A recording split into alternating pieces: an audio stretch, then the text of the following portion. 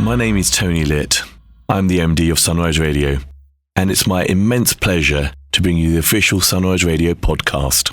We are the #1 commercial Asian station in the United Kingdom, with many firsts to our name, and we continue to be the voice of British Asians who have given us their love and loyalty over 30 years.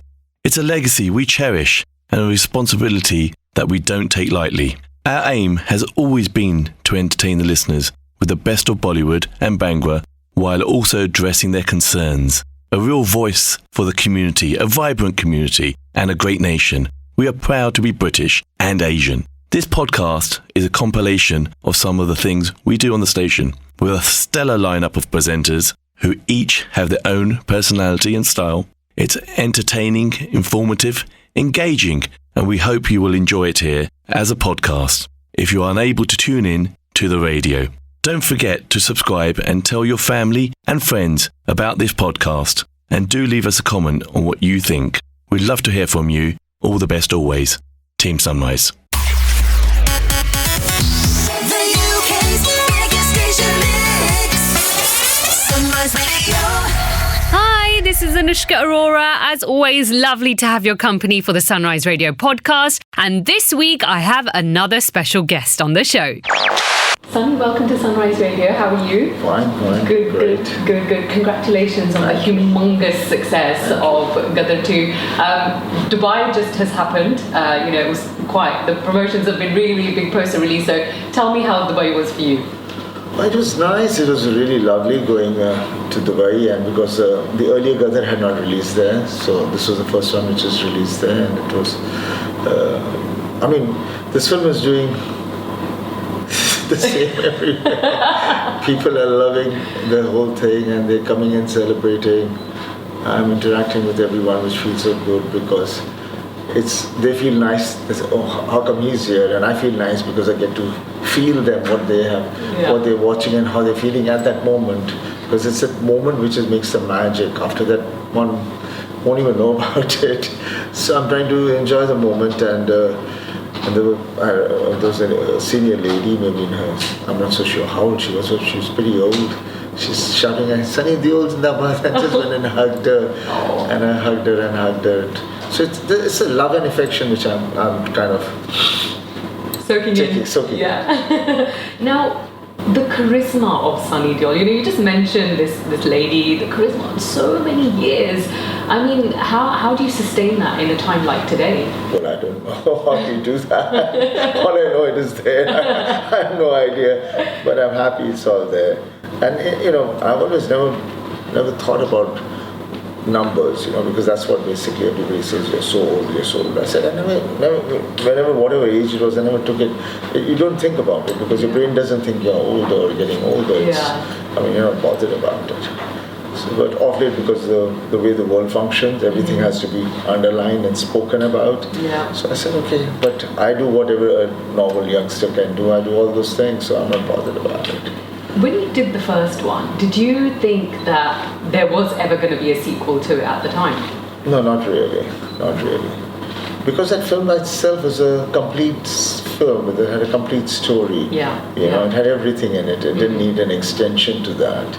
So one never thought about it. I never thought this could happen. And when they would discuss about making it, I would say no, because how are we going to do it? What are we going to do? How are we going to take it? I don't see a route. I'm not seeing any seeding which you're giving me, which makes me believe that. And I don't want people to get, just for the sake of doing it, we shouldn't do it.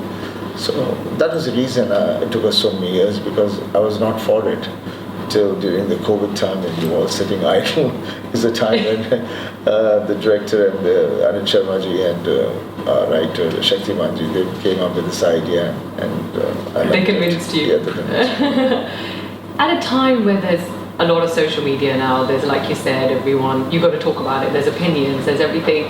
How is it different for you when you started out, where there was none of this 100 crore club, there was none of the social media, but today it must be quite different for you? It is. The whole world is evolving. Things are changing so much, and that's the way the world is right now. One has seen the decades, and one has seen the physicalities of things disappearing, music, records, CDs, the cell phones, and there were no phones, and now everything is in a phone.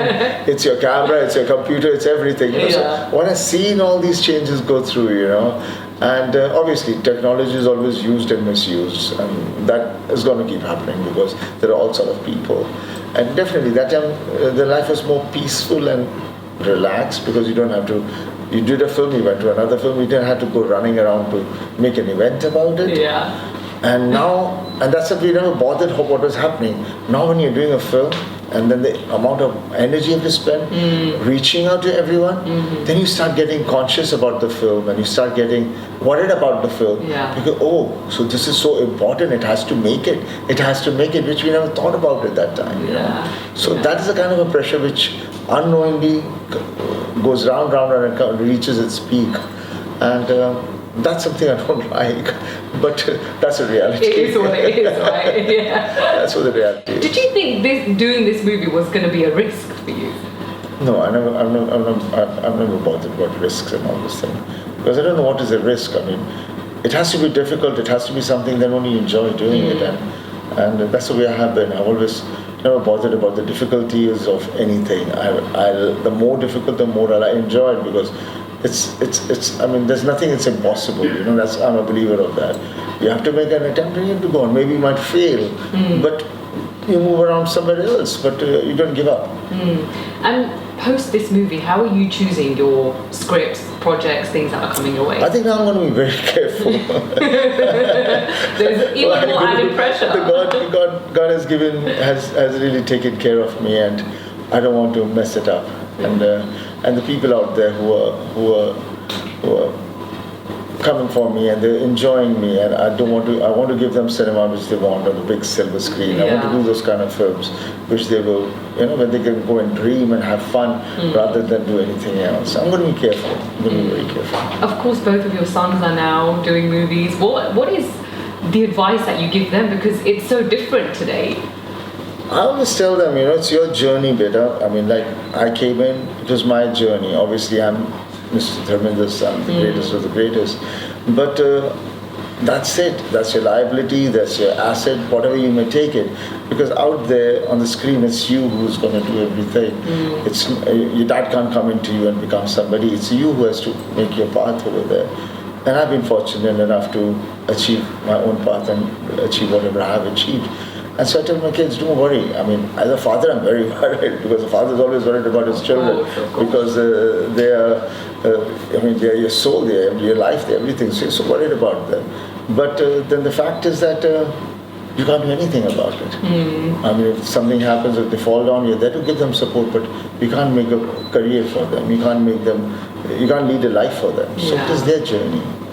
And I mean, the environment in which we all live. So I think we can all face all these things, and that's the beauty of life. Basically, is a journey. And which other characters of yours would you like to revisit? I don't know. There are quite a lot of characters which I've done, which were very iconic. They became iconic. Yes. And somehow I wouldn't mind revisiting them and taking them ahead, provided the story is right and can enhance that. The vulnerability of that character into another script where it can again raise himself up wherever it is. It will be fun doing them, but God knows, let's see. And will you produce movies? No, I'm not going to be producing or directing anymore. No? Not at all. I've had enough of it. I came in as an actor, and I want to stick being an actor because when you do so many things, you have so many caps on you. A man should just do one job, whatever he's good at. Yeah, totally. And Sunny, a final message for your UK fans, viewers who are going to be listening to this and watching this. Nothing. You'll see my films and we keep talking about India, Pakistan, this and that. That's all gibberish. We are all one. It's just an entertainment, and a lot of people take it the other way around, and that's not what it is. We are global. We are for everyone, and सबको बोलता है उसी मिट्टी के हम सब कोई अलग नहीं है. So let there be harmony and peace, and don't get provoked about anything. And lots of love to everyone. Thank you so much. Thank you. Listen to our Bollywood queen Anushka Arora from 12 noon to 4 p.m. weekdays on Sunrise. The UK's biggest station mix.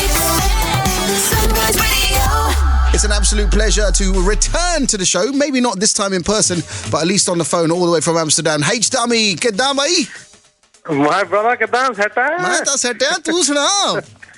Boss, yaar, the feeling in Amsterdam, bro. Sorry I couldn't be there. No, it's all good. I'm sorry for the delay, brother. No, it's fine. I managed to get you on in the hour because I always have this kind of squeeze moment of getting guests on later in the hour because it cuts off by itself and that just doesn't make good radio, if you know what I mean.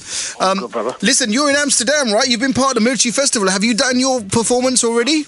I am indeed, yeah. So I literally just got back to the hotel, freshen up, and then head back there. Obviously, Honey's down as well, so they're jumping on Mickey, and that's it. We're all just going to chill.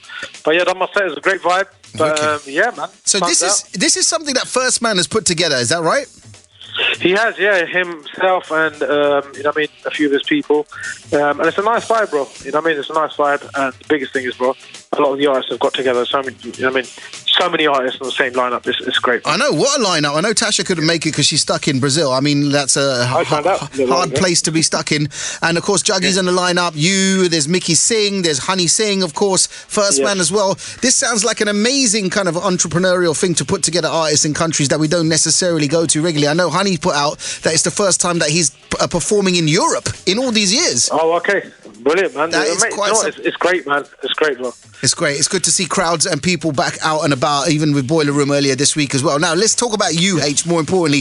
It's been a minute since you've been on the show and it's been a minute since you released some new music. This is brand new. I played it already, unfortunately, but it's a great track. It's sounding fresh. It's perfect time for somewhat of a summer that we're having in London. Tell us a little bit about collaborating with Juss Musik. Yeah, so do you know what? They actually, like good friends of mine, and they said that they would do something. I had this song lying around actually for a while, and I hadn't done anything with it. And then we sat on it, recorded it, shot the video in Tenerife, and it was just sitting there. And then they said that, okay, hey, you know what, we're going to put this out. And I actually forgot what song we'd done, even after shooting stuff. And it was, you know what? Even like now, this release was in the space of 2-3 weeks. Yeah. And yeah, but you know what? For me, it's like, it's something that's come out now, which is great because there's so much more coming from next month.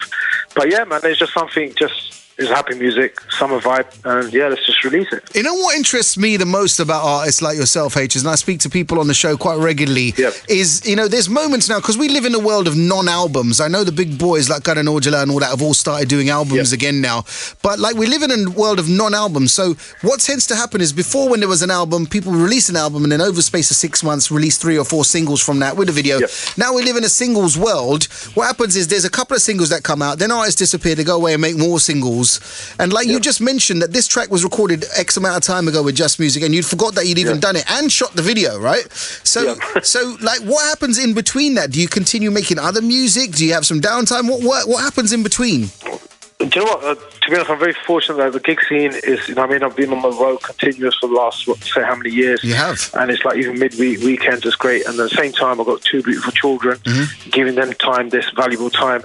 But at the same time, I want to do music when I feel in love with it. You know, I don't want to do it for the sake of it because everyone else is releasing. That's great. I want to feel right and I want to feel I want to feel ready, you know?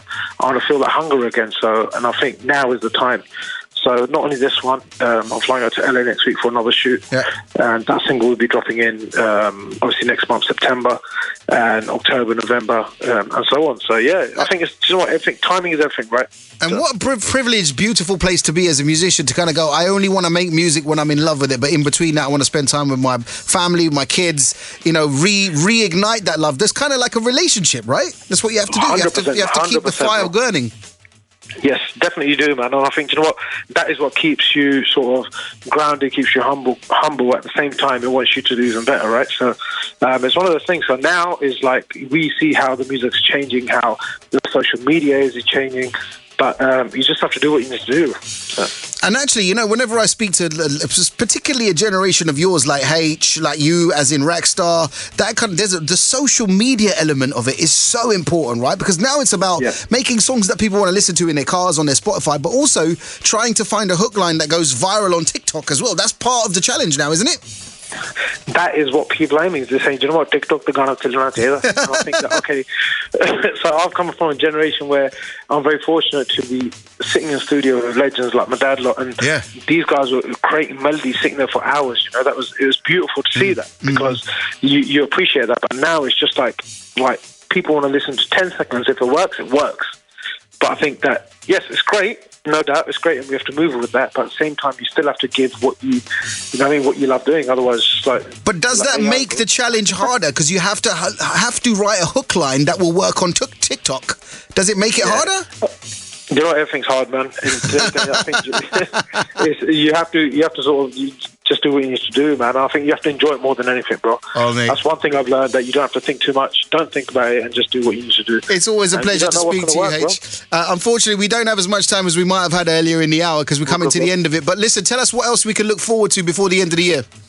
Yes, I'm just releasing singles back to back and then work on the album. So yeah, looking forward to it, bro. So wicked. Yeah. And it's an apt song to end the hour with, because you, Juggy, Rackstar and First Man and Mumsy are all on this track. This is Dance. H, have a wonderful time in Amsterdam. Give my love to the boys, especially Honey. Give him a big hug from me, bruv. I will, brother. Take care. We'll catch up soon. Join Ameet Chana every Saturday from 4 p.m. for the Bhangra Showdown, playing you the finest in Punjabi and Bhangra music from the past, present and future.